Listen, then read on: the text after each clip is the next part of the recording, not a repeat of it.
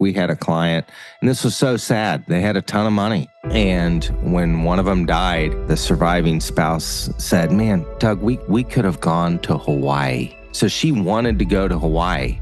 They had the resources to do it, but he never knew the depth of her wanting to go there with him.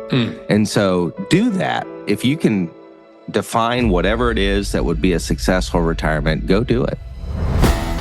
Welcome to the Up Your Average podcast, where Keith and Doug give no-nonsense advice to level up your life. So buckle up and listen closely to Up Your Average.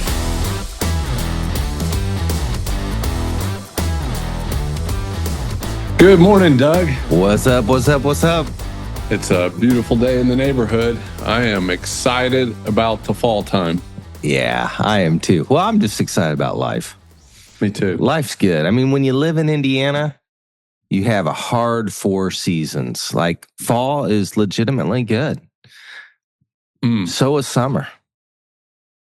I have a favorite thing in the woods during the fall, and that is picking up a walnut and chucking it at something or somebody.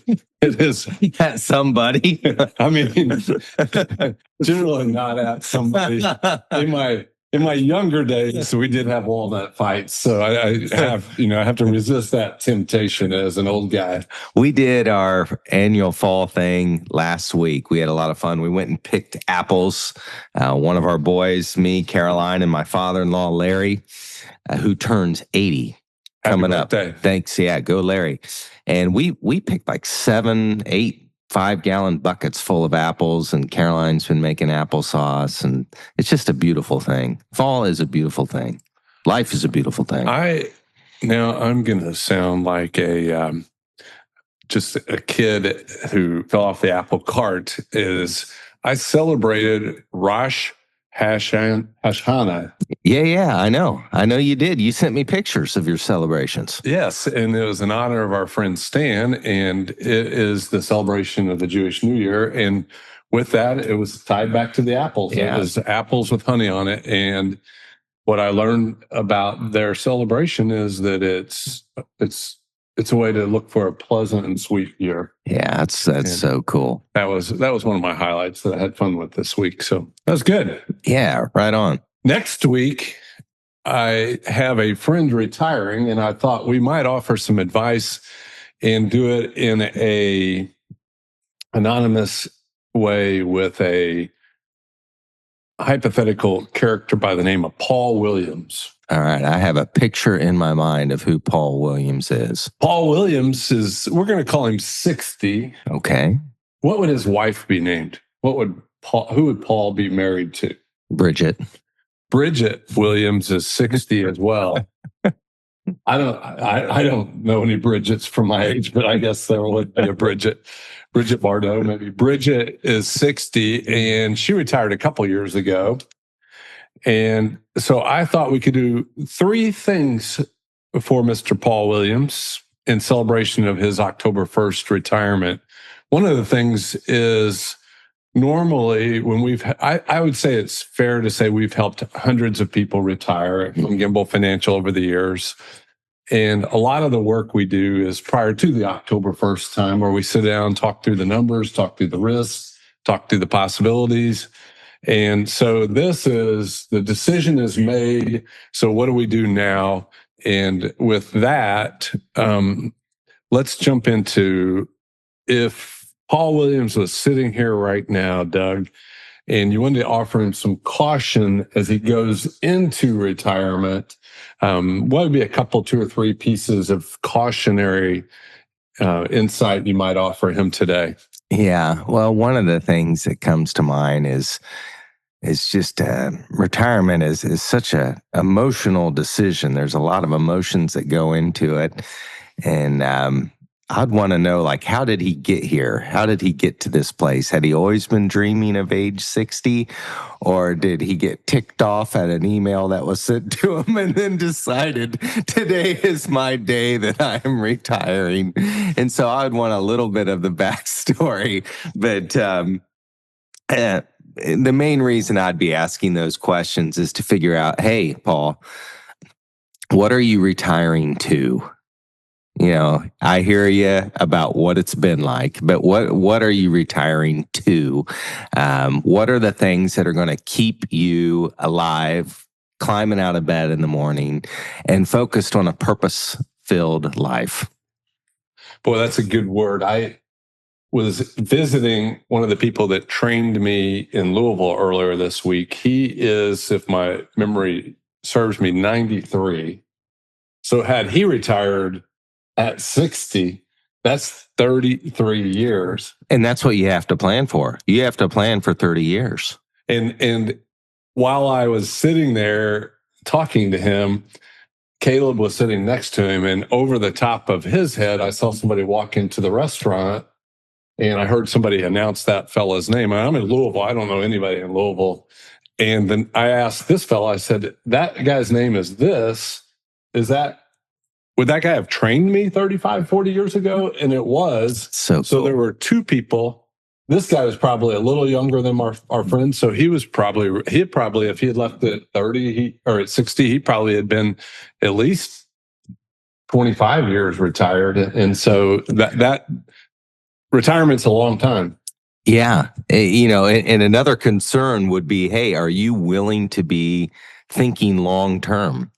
Or are you making an in the moment decision? And so from an investing standpoint, are you willing to understand that you're going to be a long-term investor, even though you're hanging up your earnings years? Well, and when we talk about that, I don't know if we've said it on Up Your Average before, but if you just think back 10 years and flip the calendar back 10 years, what's happened in the markets in 10 years? Yeah. If you go back 20 years, what's happened in the market? We used to be able to, say 9/11 was in that. Who could predict? Now you got to go back 25 for 9/11, basically. But if you then flip the calendar forward, you have no idea what's going to happen in your 30 plus years of retirement. What do you think? What are some of the things that come to your mind? Well, cautionary wise, I wrote down a couple prime things that I would caution you to do. One is to get physical. Like, don't retire to a recliner. I think that's really Did you say retire to recliner? Yeah. Man, can you trademark that or something? That's pretty good. I just have I have a mental picture of what that looks like. Right? Yeah, I'm picturing you could sell that to Lazy Boy. Yeah. Like the one we just put in the basement of Gimbal. And so get physical. And I also think get aphysical, because there's some decisions you'll have to make in your 60s that has to do with your health. Like, when do I turn the switch on with Social Security? Well, if there's a health limitation, I would say probably you want to turn it on sooner than later to get what you have coming to you. But so the get physical and get aphysical would be some cautionary things. And then secondly, I would say update your estate documents, because you may not have them. A lot of people don't have them. So today is the day to get them. And then secondarily, I would instruct the roll bearers. I would not just get the documents and have them sitting on a shelf somewhere, but the roll bearers that you're going to need in retirement might be your executor, your trustee, your healthcare power of attorney is the one that I'm really thinking about, because my experience has said most people, as they get more years under their retirement days, are more hard-headed and less likely to listen to feedback when they might need it most. So if you need to quit driving, which you don't at 60, but maybe 75, and those years will go fast, to sit down with the roll bearers in your documents and give them permission to live out those roles, I think is some cautionary advice I'd offer. Yeah, that's all good. I think another one that I would really focus on, what's our friend's name? Bridget, is I would have a real honest conversation. I'd say, hey, Paul, have you and Bridget had a real deal, crystal clear conversation on your hopes, your visions, and your fears about retirement. Like what happens when all of a sudden you're at home or she's at home? The income spigot is not turned on yet. I mean, you haven't flipped on Social Security. You're not 62 yet. You're not 67 yet. You're not 70 yet. And so, what are your visions, your fears? How are you going to handle giving money to one of your kids? When one of you wants to do it and the other one doesn't want to do it. I mean, what would that look like? And so I think these discussions are all centered around, again, the kind of the more emotional sides of money type decisions. And very few couples talk about anything of importance anyway. I know it's hard. I'm married too. Yeah. But talking about money and retirement, that's one that you really have to spell out together. I would, and I think right in that same lane, Doug, is at 60, talking about your health with one another is probably less emotional than at 75. So probably right now is the time for the two of you to have a cup of coffee and say, what are we going to do when one of us gets sick? How are we going to move forward with that? And I know nobody wants to have that conversation, but if you don't have it, you probably aren't going to have it. Like, it's just going to be one of those things that's in the room, that big old elephant that nobody wants to talk about. And while you're both healthy, let's just talk about it today. Put some guidelines out there. And how are we going to bring, if one of our kids is the healthcare power of attorney, how are we going to bring them into the process so that they might be involved in helping whichever one isn't sick first, right? And that's a great segue into, hey, the conversation of one of us is probably going to live 10 to 15 years after the other one. Most likely. That's been our experience. And so what does that look like for us? What type of home do we want to be in? Like, when do we want to make that move? When do we want to clear out the attic and actually move into a place that one of us could live in for those 10 or 15 years? Boy, that's simplifying things. Yeah. So those cautionary things, some of those things aren't fun to even jump into, but I think it's a gift to everybody involved if you're willing to do that. Well, let's jump over to just straight up advice. So Paul's sitting there and he didn't really ask for our advice, but we're going to give it to him. So, what is the first? Is that Wednesday? So that's his first day. So we'll say Thursday. What's your advice for him Thursday going forward? Well, my first advice would be, hey, Paul, you picked a pretty good time to retire. I think a lot of people think, I'm going to work until year end.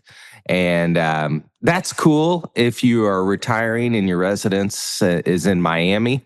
But if your residence is in Carmel, Indiana, January 1 is a lousy time to retire. So way to go, Paul. I would just encourage you to just enjoy a couple of weeks of just some downtime. Don't have anything planned. Just enjoy a couple of weeks of downtime. That fits in with one of my straight up pieces of advice. Is sometimes the ramping up for retirement, there's a lot of moving parts. And our friend Mark Minervini brought in, I don't even know if you were there, a trainer to teach us how to box breathe. And box breathing is basically breathing in 4 seconds, holding it 4 seconds, and breathing out. And the process of that is to relax your body. And probably your body's been stressed out a little bit coming into retirement. Oh, man. So you don't necessarily have to box breathe, but I wrote down just breathe. Like, I get all worked up if I leave Gimbal for a week. I'm like ramping up to leave Gimbal for a week. Do you get that way? I do, yeah. And can you imagine if you're trying to finish like with as much integrity and on top as possible? That's a lot of pressure. Right. I would guess it's going to take you 6 months to even know what happened. Like in 6 months, I think your body is going to recognize, wow, I had a lot more stress on me than I thought. So box breathing, if you want to give it a shot, you can Google it and they'll tell you how to do it. Here's a key piece of advice.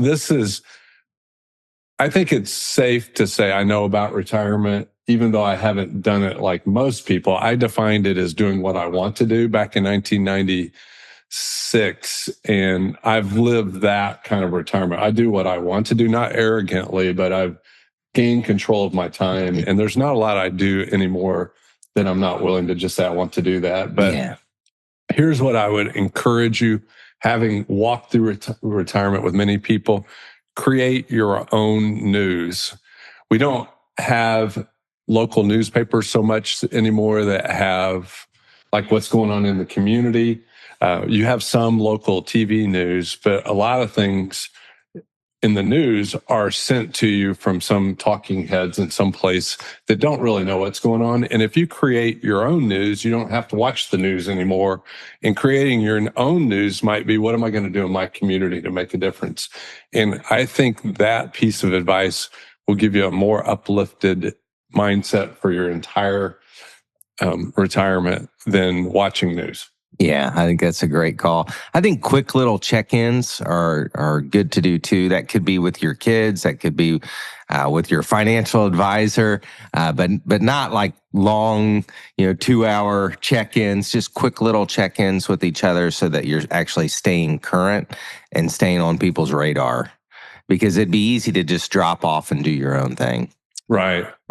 And with that idea of creating your own news, I think how you create your own news is expand your friendship, because really I don't know, we could worry about what's going on in Africa today or whatever, right. But if I expand my friendships and then they become my news and they become my curiosity, then really interesting things will happen. Man, maybe just watch a couple episodes of Up Your Average the last few weeks. That's what they should do their first week of retirement. I mean, we've got some good expand your worldview stuff out there. They should click like and share. That's what we say. But one of our friends, Gene, he was sharing with me and kind of my prep work for this, that he has volunteered in retirement, and he's a golf course ranger. And in that, it's a repetitive type of volunteering thing. So with a volunteering event, repetition will expand your friendships because you're going to see the same people over and over again. And one of the things that you might not consider as you're going into retirement, that you're unplugging from friends that you sit in the same room with every day. And so the idea of volunteering and adding new friendships if you're an introvert like me, it may not be easy to add friendships, but if you volunteer someplace, you're going to get a repetition of new people back in your life. Yeah. I think another piece of advice that I would give as a financial advisor is I'd want to talk about, how do you want to be paid in your retirement? Like, do you want a paycheck to come in on a monthly basis? Do you want a paycheck to go annually, or do you just want to, when you need money, call? And different strokes for different folks. I mean, you all have unique strengths. And so I want to figure out about Paul and Bridget and just how they've operated in the past. If they like a monthly paycheck coming in, they can do that. And I think it just needs to be reinforced that you've got options. You don't have to do it like your friend did it or like your dad did it. You can create your own solutions. Absolutely. And I think getting into my final thing I threw out to you, Doug, was what challenges would you offer to them? How would you challenge them to jump into their future at this point? And one of them I had written down with that idea was, I wrote down, inflation is real. When I first got in the investment business in the 80s, they just pounded that into our heads as young stockbrokers, that you need to let people know inflation is real. That was coming out of the 70s and 80s, where we had like hyperinflation, and so your money would just vaporize really, really quickly. And I still hype on that with you guys. I send you the anchor out once a year with about 100 stamps on there to point out how your money is shrinking. It's not the retailers, it's not your grocer, it's your government that's shrinking your money. And if inflation is real, how am I going into retirement going to address that? And not many financial advisors would say this, but this is what I'm going to tell you. Spend some money today. Yeah. Because if you want to go to Europe, it's not going to get cheaper 20 years from now. So why not go do it today while you're spending current dollars on something that's going to cost a lot more down the road? Plus, you're healthy. Yeah. And so spend some money today to offset inflation. That's kind of you're probably not going to hear that from a lot of financial advisors, but it's a way to chase your dreams today while you're healthy and do it with similar dollars to the cost of things. I think just again defining what a successful retirement looks like for Bridget. Ask her, hey, what does a successful retirement look like to you? And then for Paul to define it himself. Like we had a client, and this was so sad. They had a ton of money, and when one of them died, the surviving spouse said, "Man, Doug, we could have gone to Hawaii." That's what she said. We could have gone to Hawaii. So she wanted to go to Hawaii. They had the resources to do it, but he never knew the depth of her wanting to go there with him. And so do that. If you can define whatever it is that would be a successful retirement, go do it. That may have been that conversation may have been one of my defining moments as a financial advisor. Like there was legitimate anger in that conversation. And it was kind of heartbreaking. It was. To realize that the money, and both of them have subsequently passed away. And the money, there's a proverb that says you don't know who will inherit your money. And that's kind of what happens is you don't know what's going to happen. And I think along the lines also, Doug, with the inflation is to not sell yourself short. Like the gig economy is alive and well. And if you probably need to expand your social network, whether you think it or not. Having watched this long enough, you probably do. It's going to get skinnier and skinnier over time. And so one of the pieces of advice I got from someone is that they decided they were going to just do one gig, like one consulting thing, and backfill that in there. It does a number of things. That money will help you with inflationary issues. It'll keep you relevant. It'll add to the broadening of your friendships. Yeah, I mean, I can think of a couple really strong, awesome, successful retirements that we've been able to have relationships with here at Gimbal. And both of these guys went back to work doing something that they just really liked. And it might have brought in $15,000, $18,000 extra a year. I'm not talking about, slaving over the desk or the keyboard, but those little add-ons, the money was great. The 15 to 18 was great, but really it was just the purpose factor and doing what they were cut out to do. And we talked, I think, in a recent Up Your Average about expanding your world, but also what is your worldview. And if you've not taken time to think about purpose, I would really encourage you to go find a shade tree or go for a walk in the woods and explore that idea, because I think the more purposeful you can live today, tomorrow, and the next day, whether you're Caleb's age or you're Paul retiring at 60, a purposeful life is just one of the most meaningful things there is. Yeah, just don't sit under a walnut tree. Or sit near it because you might get clocked. So here's you had mentioned look at some Up Your Averages. I like they're available on most of the podcasting things, but I like the YouTube versions of them. It's easier to find them on YouTube, I think. Right, and they're all numbered and sequential out there if you look properly. That wasn't good. So what I would say is watch Up Your Average number 16. Which one's that one? That's with Mitch Anthony. Oh, yeah. Tell us who Mitch Anthony is. Mitch Anthony wrote a book called The New Retire Mentality. Here's a version of it right here. I highly recommend it. Mitch is a great man. He's a great friend of Gimbal Financial and has been for many, many years. And so that interview was just us talking to him about retirement and mindsets that you might want to have. And so if you are a reader and you're in retirement, this is a great read. It's a good one to give somebody who is retiring. But yeah, watch that video. I think of Mitch Anthony from time to time. He's like, like Jerry Maguire had his mentor, Dickie Fox, who would like come into play and with a quote or with something great to say. And Mitch Anthony, he just like Keith's mission. He thinks differently about retirement. And we'll probably have him back on here before long, but that'd be good. It's worth your time to do that. Final thing I wrote down for the challenge to those of you who are retiring or are retired is to get, and we have these little idea cards. So if you're around Gimbal, we'll give you one and write 10 ideas on it. 10's a big number, and most people won't do that. You probably won't do it. So maybe do 3 ideas. And those ideas are, what are 3 to 10 things that you know that somebody else should know?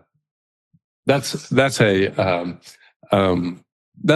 suggestion for you to take and put legs on today, because if you have 3 to 10 things that you know that somebody else should know, then that gives you a bridge to somebody younger than you to help them see some ideas that maybe they haven't seen yet. And I think your wisdom that you've built up, Paul, to age 60 shouldn't stop just because you stopped working. You should pass that on to somebody who really would benefit from it. Yeah, and one of my friends, he struggled with alcoholism, and I asked him once. I said, "Hey, have you ever figured out like the pain point, what causes you to drink?" And we were friends enough where I could ask him that and him not punch me. And he said to me, "Yeah, I think I have." He says, "I get these thoughts that my best days are behind me, that they were the ones in my childhood." With my family. And Keith, one of the things that you say quite often is your best days are ahead of you. And so I would encourage you, I'd challenge Paul and Bridget, and I'd challenge them with this thought is, hey, are your best days in front of you? Could your best days in front of you, could that actually be true? And then what would that look like?